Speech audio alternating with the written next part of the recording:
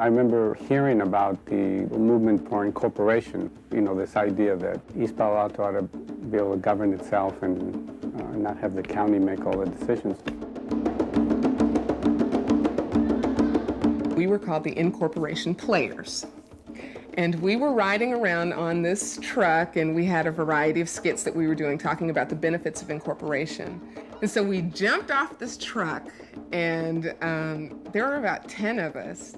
And we started, in the middle of this parking lot, started doing this cheer. And I can't remember all of it, but these people started to gather as we continued to do it. And I remember the last part, it was like, so, hey, don't delay. Make this place a city.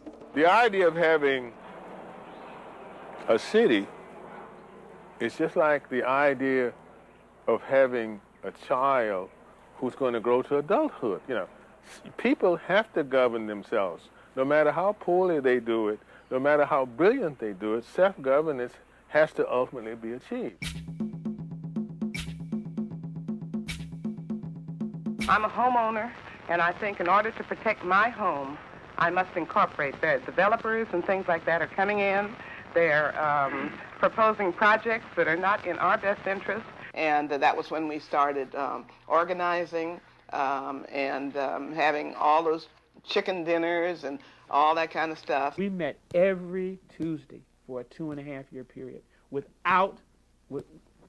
didn't miss any. Every now and then, if a holiday fell on a Tuesday, we might meet the next day or suspend one. But we met religiously every Tuesday. What we decided early on was that there was a lot of problems in this community, but that this group would not take on all these problems.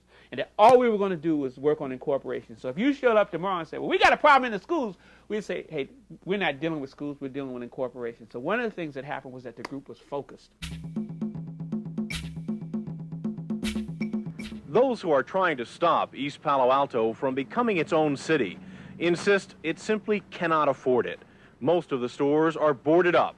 There is no tax base. I did oppose incorporation, and my reason being was that we didn't have the resources. And if you don't have some money, you cannot operate, not a whole town. Election day was their day to take control of their lives. Creating their own city meant independence. Right after that, the opponents took us into court, and we went from the Superior Court to the Appeals Court to the California Supreme Court, and finally we ended up in the United States Supreme Court.